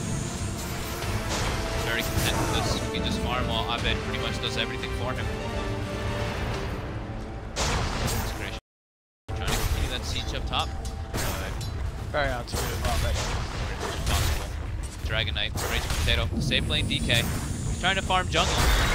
This isn't really what you want your Dragon Knight to be doing. As a Dragon Knight, you want to always be hitting the tower. Why we don't see you DK safe lane is because he's not traditional hard carry. He's your mid, pushes when the enemy mid laner leaves the lane, he takes their tower. But he's a safe lane DK. And now this is gonna get messy as well. They'll find Nando. No way he gets out. DC, I mean 7-0. No matter from the drop to the way they laid it, I wonder if even Execration is have them going. What do we actually do? Can they with win this lineup? at any point? That's what I'm thinking. How do they kill people? How do they even go about thinking about winning the game with this sort of draft that they've been forced into by DC? It seems like they've been outdrafted now, getting heavily outplayed. Yeah, I think it's definitely a situation of both, and it's Execration. Like they needed these lanes to go super well for themselves, but now it's like they don't really have anything that. What's their game plan? Yeah. Like what do they really want to do? They want to be able to move up and they want to hit towers with DK and Venom entered, but they literally cannot versus DC lineup because Timbersaw does not care. And neither does Forev. Forev has a 10-minute blink dagger. He may have got a little bit greedy here. And yeah, can he get out? He's got face shield. He looks pretty dead. Yeah, he's out of mana. So there we go. Hope that they overextend. Forev messed up, and he will pay the price. James does have the blink. Maybe if they can find a big Wombo, Echo, Epi, you know, they've got all the big team fight ults. That's true. That is true. But Abed does pretty much have that Bloodstone. Yeah, he's Radiant's middle tower can't handle this deluge. Walking through ward vision, Potato and James, they know that blink is online now, and they're starting the charge already. Echo off the mark, and now a global follow-up. This is gonna be I think he killed a wolf, but that was it. Now Raging Potato, he's gone. James is paying the price as well. Another strike from Bulba comes in. 2 more for DC. And yeah, I said is about to take the blood. A couple of creeps and a wolf. Bloodstone now out front.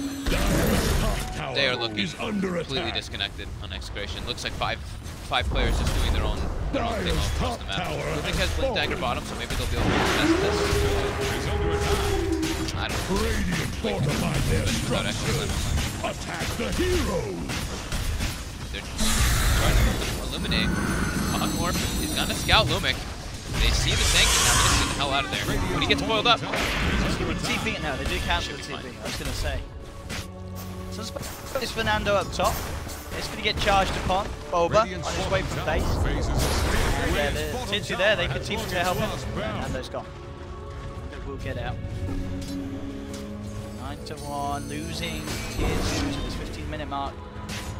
It is looking incredibly scary. They're going to get Dubu. That's a freebie. Trying to get some more stuff, but the Radiant Ops. He tanks the gank, we'll say that. I don't think they were trying to gank, but he'll tank it anyway. Dubu always trying to get those deep aggressive points now. Bloodstone finished up, as we were saying. Looking straight for the Lotus Soul as well, so. That mana leak, get rid of that mana leak, reflect all these different stuns. Super nice. Little Gale. All in all, Mason continues to farm. Master Marlis. We'll see where it goes now. Do you think maybe now he does pick up the Necro free, or does he just pick up the BKB and look to fight? As we said, there's a lot of team fight. I think BKB is fine. Yeah, I think BKB is just a safer route. I think he can go the book if he doesn't want to just straight team fight. He may not even be needed in team fights, is the thing. Abed could just be the team fighter while Mason just goes for a full split push with the book. It could be a possibility. He might just be, they may be talking it out and deciding it still. They're in such a massive lead. It's only 3,000, but it feels infinitely more because it's safe lane. Array using echolocation. Dire's middle tower is under attack. Trying to see if they're trying to dive through behind this tower to get the total. Radiant's top tower is successful. Charge coming out onto James. The Choil's there. Yeah, they've got the lockdown onto him, and the global coming out just before the fish is dropped. So no chance for a response from James. Down for 40 seconds. So Parvet is turning himself away. DCR is going to try and wrap around to see if he can catch some members of Execration on the way out. Lumic is already out of there. DC will be able to get themselves in position, take another tier 1 again. DC DC very good getting these T-balls down. They can keep sieging. Just Dire's bottom tower is under attack. Radiant's top tower is also lost. They know that everyone on the side of Execration's back. The thing is that's the thing. Execration does have a lot of deep push with the Coddle, of course. It's super hard to push into that Dragon Breath. DK. Now, Raging Potato actually used the Elder Dragon form to try to find something there with his Shadow Blade. Not able to have any opportunity. And now the Wolves are scouting out Execration. See exactly where the Dragon Knight is. They already have vision of the mid lane, so now they know exactly where everyone in Execration is. No threat. Harm.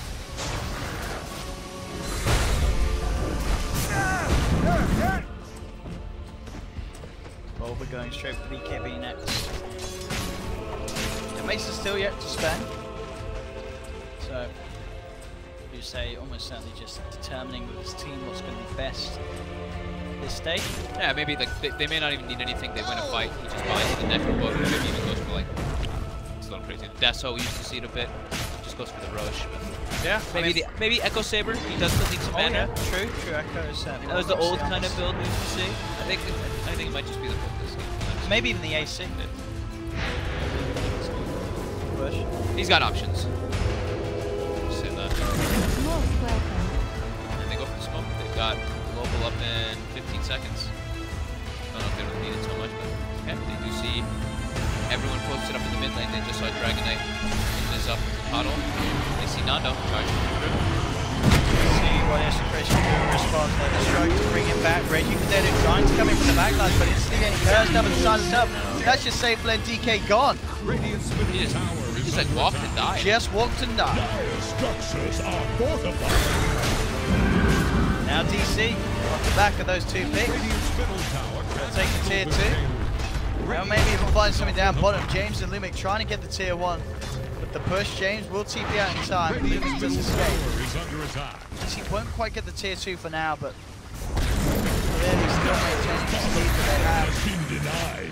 Radiant's middle tower Venom goes for the back. damage. Trying to have some sustains. They go with the DK kind of push lineup with the Venom, but they don't have a scaling lineup. Their lineup actually is such an early game team compared to DC's, which scales super hard into later stages. And Mason has started to invest now. It is the B team maybe. That's the safest one. We thought maybe he just goes full out YOLO because they feel pretty safe. It's really safe. Mason the Rock.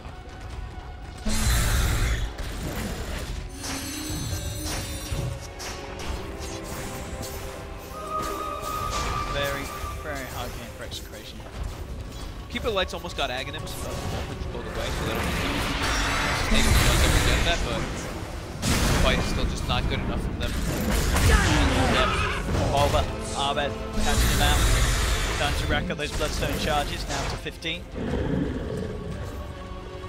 Mason away from DK. Head of the pit. Taking one down, because they have the space to do so. And definitely, it's a great thing they do. Unlikely that Execration will do anything to stop this. Even though it's not necessarily the quickest approach downs. But It's like it's a safe one. They've got Arbet tanking it up. They're not going to get low. Mason wasn't using the Mask of Madness. He's not popping the hell either. He knows that they have no threat of doing it. He doesn't have to rush it. Now he pops the hell.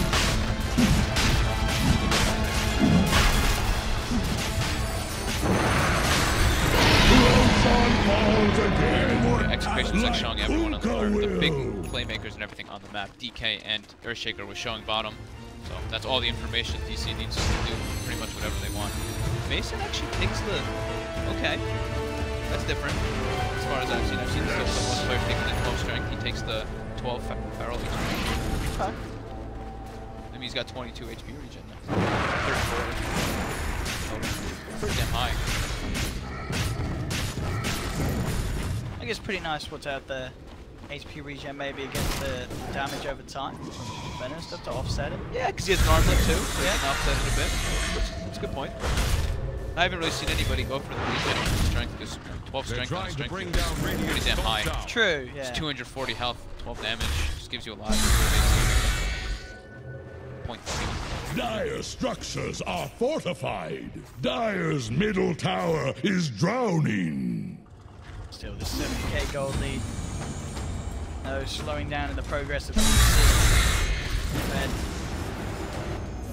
Regeneration. But I mean, even if the whole team's there, very hard for them to actually bring down this timber.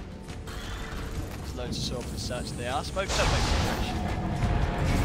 for some sort of put them in. They throw it all down. Yeah, I think they should always be echo slamming because they're in this deficit.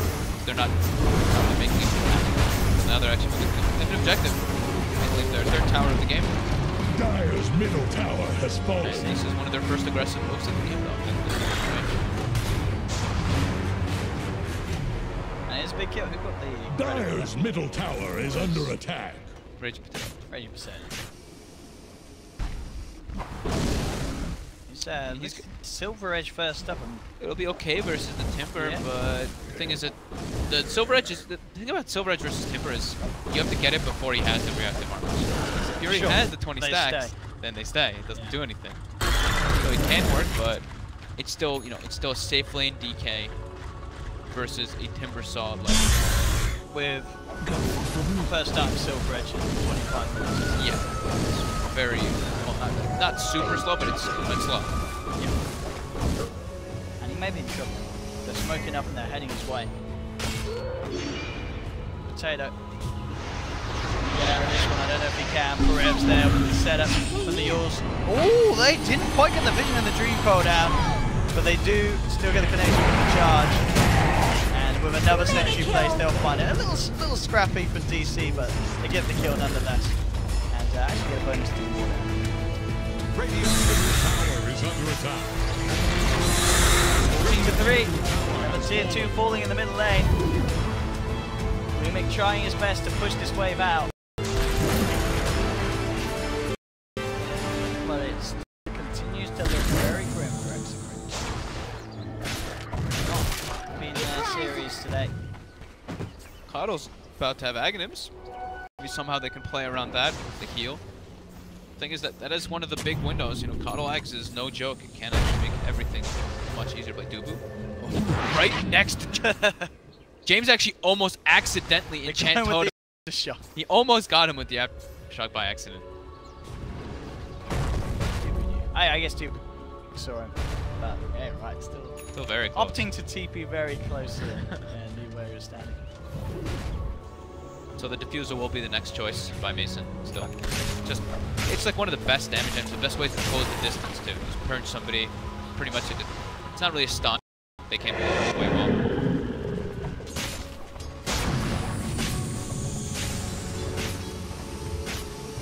Nando? Aghanim's finished up. He's got blind flame, badly, and same thing with the recall to bring his teammates around. I'll take that.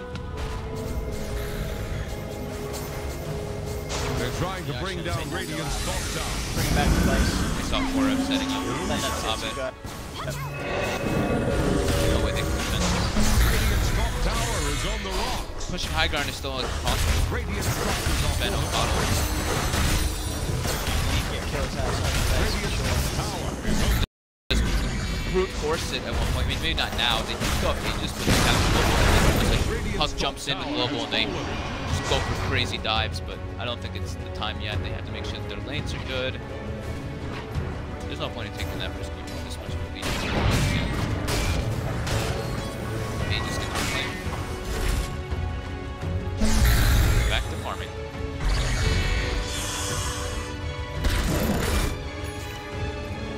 How's James doing? You know, after that Lincoln Yules, it's just going to be BKB.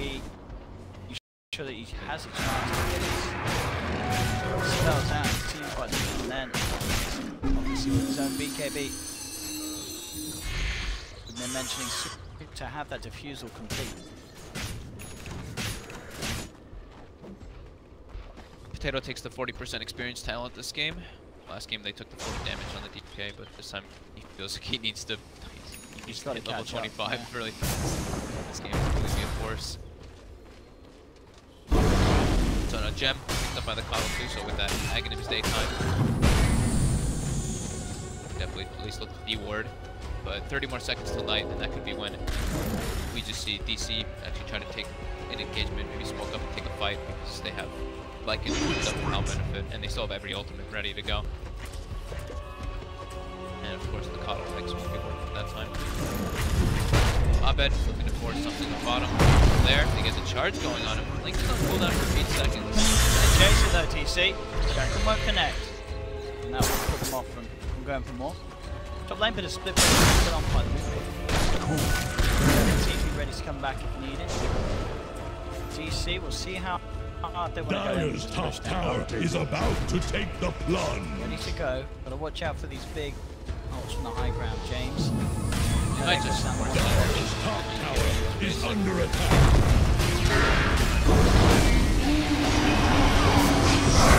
In there, but now, and there's the response with the global, the Dream Coil onto 2, trying to force Radiant Tedder back to safety. Using a fair few of the rolls, not losing anything too much. Nice James echo. comes to the echo, doesn't need grab to the Narbed. Timber chains down, Mason moving forward with the BKB and the ultimate form, not quite enough damage. Kill off Execration, so Execration do hold. Both teams throwing a fair few of their ults out there, in fact pretty much everything apart from the epicenter being used. But Execration get DC away from their base. Yeah, it's still impossible to break high ground. Well, not impossible, but you can see how difficult it is. Venom Wards, Coddle, some of the harder heroes to actually push versus. So they need that next Aegis. Aegis and Chains will make it a lot easier, and if they can ever find pickoffs. But that Axe Coddle with the gem is making it difficult because they can't put down good wards, so they can't play around the ward to get pickoffs. Or can set up living top. Some pressure onto Mason. DCN. Oh, that's nuts though, and yeah, they'll make it down there. Well, but just with the perfect position there. He got it.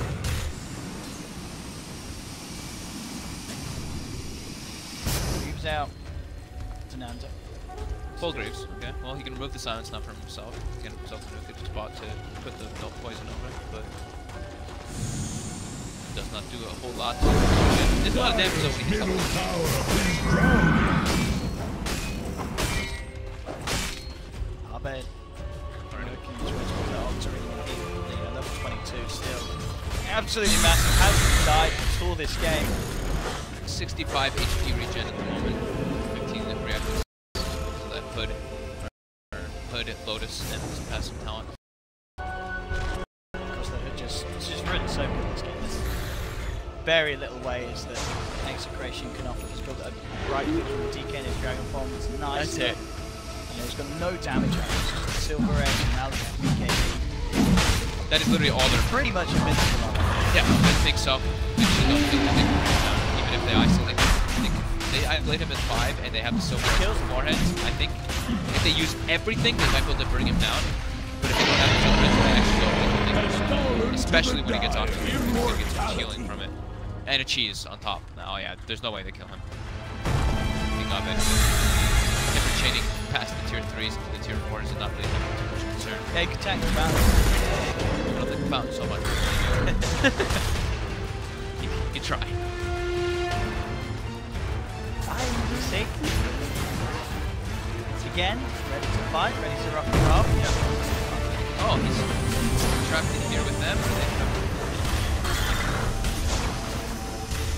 James is going to second. 72 HP. Oh, they actually got most of them added now. He has a lot of bonus charge. Jeez, playing this out. It's crazy things to do something. There's nothing they can do. There's nothing they can do. Watch the guy, they can throw some spells at it, but 5 seconds on Nathan. We'll get Mason at least once. Up in the Aegis, he's going to have BKB up for round 2.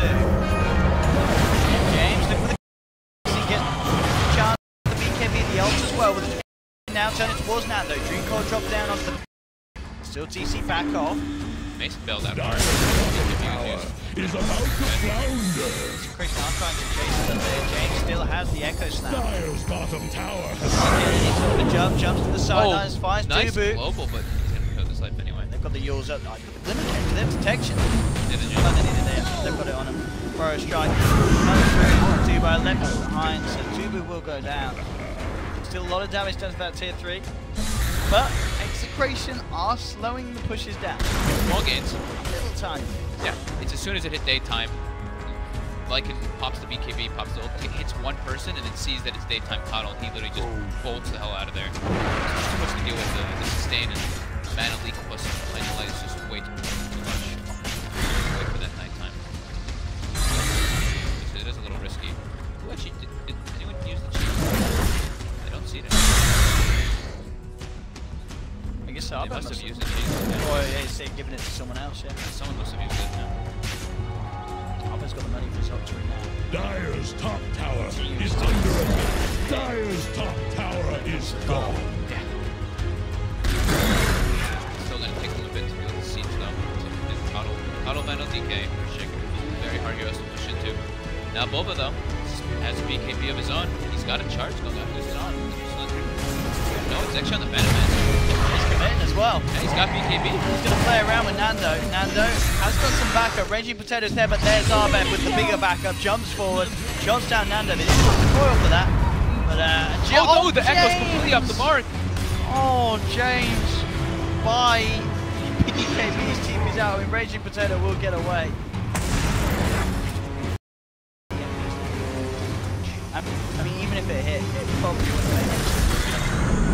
But it doesn't mean he hasn't got to change the defense. I think that's the thing. I don't use it in those type of opportunities because it's not like they can get kills out of that. The best kill they get there is Boba, and that's not really much. And now there's no Echo for the high ground, and there's no Dragon Form for the high ground either. And there's no benefit, 30 seconds. Fresh hit. Hey. No. No, he's not gonna die. They have the Howl still. He has Octarine, so he's like fight and everything. Oh, let's go. Split going on from Lumic down in the bottom lane. Creepway shot around. Dire's bottom tower won't last long. Shrine's being taken. Mason working his way to getting the AC complete. Dire's bottom tower is about This game to really has flounder. not shifted the load from the start. Right now, 35 minutes in, it's really been DC maintaining a lead. Not necessarily shooting incredibly far ahead, but it's just the fact that they are ahead. 2 drafts in mind. Yeah, Execration have just left themselves with very little options. Yeah, pretty much. They don't really have great, like we're saying over and over again, emphasizing it constantly, is their late game is just not there. They don't have a physical damage dealing core. They're objective Dragon Knight. They've got their tier 2s and everything, or most of the tier 2s, but they haven't left their side of the map for quite a long time. DC now smoked up, got global, they've got everything ready to go. This is going to be Boulder. Straight in with the charge onto Silence comes in onto both of them. The perfect kill. Gone. If we can get more now to that pesky Mana League man for 10 minutes. Escape off Verno, Rage Protected guys, Ash heavy TV, but indeed the back is really potato taking him down. 70 seconds left in the game. They'll caught over 30, they can now force that, and it's turning to nighttime. Perfect timing. Maybe as well, Arbev playing around Nando. Yeah, he's Ian for it. They've got Sanking it, and Echo Slap, or Sanking it, They're blowing everything on Mason. Can they kill him off? He's dropping low. Hell heal. Limit Caves as well. Backs off. That's the Camilla of the old. Does not get the kills that Execration need. Zarbed just stands between the racks, between Execration, keeping them off. Back. Spam a good amount here. Mason does get stunned up, does still have the ult, ready to fight, charging in, goes for James. James is down. Dreamcoat connects onto Mimic, the stuns there. Boba looking for the bashes, and the Nether Strike to bring it back. Mimic down as well. 5 backs now coming out from Lumic on the Sand King. Can Execration get anything out of this thing? Stun up Boba, but Boba still has the BKB. Walks it off. I mean, DC, they don't get any of the melee racks. So, I mean, Execration aren't killing this. But they're certainly making this game go very slow for them. Yeah, I mean, I I think this game is inevitably pretty much over. I think they're just kind of like trying to stall them as much as possible, but yeah, DC now have deep wards in, and for the next pushes, they will be very ready. Yeah, well, 3 wards in the base. Yeah. Look at that.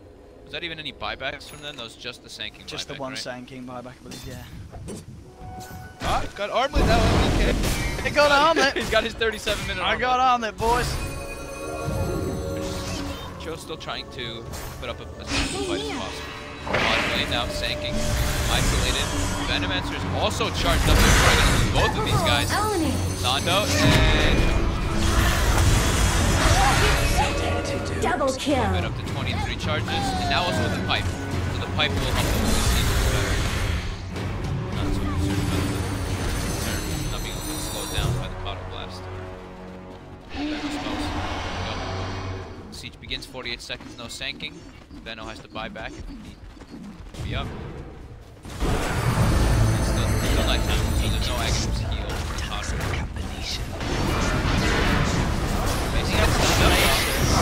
They have to change to no. There's going to be the global silence coming through. Another strike from Bulb as he jumps up to the high ground. Look at the James. James getting bashed up. James is gone. And their attention now towards Raging Potato, who's trying to man up onto Mason. Gets the stun off. Okay, and not actually going to save Mason. The sentry is down. Mason falling incredibly low. He's gone. They do get the kill onto Mason, but Execration have already lost 2. Get anything more? Break hit onto Arbed. With Mason gone, DC will be forced back. I mean, that's a pretty massive kill for Execration.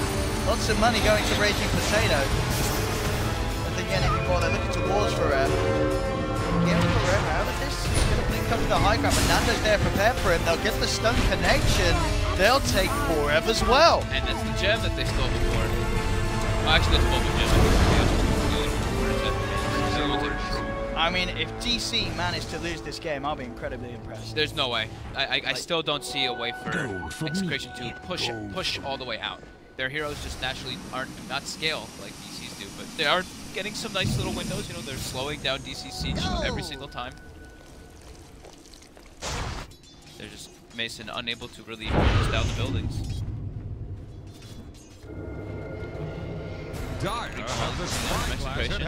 Potato in position. Maybe they're gonna. Roshan is up. They're gonna try for a rush. DC scans it out. They know that they're in the pit. It's not going to be a very quick Roshan. Except for 5 seconds on Mason's top step. Abed is gonna be the problem. Abed can just walk in. In daytime. So they do have to actually heal into the moving forward. Do they really get away with this? That is the question. He was going to set up Arbed, but indeed Arbed comes across, throws down the Chakram. Out of mana, do get the chain stun onto Bulba, trying to bring Bulba down. James does have the Echo Snap back. Well, Arbed keeping them at bay, making sure the James and Lumic can't get the blink in. Raging Potato looks to man up onto Mason, forcing Mason to actually back off from this. Comes back in from James. Damage, definitely the limitation here for Arbed. They do have an epicenter. Forever dropping the phase shift, dodges the Echo Slam. James getting silenced up by the global. Arbed now turning it to move back in on this. Mason feeding into Raging Potato. Raging Potato feeling himself out of the Silver Reggie as he comes down for a hit. It costs him his life. Arbed with the Chakram slowing down Lumic and Nando. Mason moving forward. They've got the Shiva's guard. Nando down. 3 dead for 80 now. That must be it. Finally, DC looked to being able to get the potential to finish off this game by brute force. Very rough one indeed for Execration, but they certainly did give it their all with some of these defenses. At this stage, try as much as they may try. Not going to be enough for DC. A much more comfortable draft, comfortable lineup, but they did not have the same competition. Yeah, I think both of these games we can say I don't like always saying it's a straight out draft. I think DC did out draft them. DC got way more heroes for themselves, especially for this game. But the outplay is way high. DC has definitely been way better than those runs back. I mean, this game was what 9-0 or something at one point, or 2-12 or something. It's just them making all the right moves and Execration unable to really make the lineup is a bit wonky, you can say. I mean, simply makes it very hard to kind of play around. The Ancient dying, 1000 HP. Remember Champions and they can have one more go. They've got 4 back up, but yeah, they just tag out. GG, well played, is called. DC take both games. Exploration. And yeah, I really feel you just back in the car. I've seen that Arbev was on the Timbersaw. I feel like this is a dream game for Timbersaw, and this is a dream game for the fact you got Arbev playing that match as well. He was always going to go ham, certainly in 17 or 14. No hiccups whatsoever from Timber. I think people should watch out for this silencer.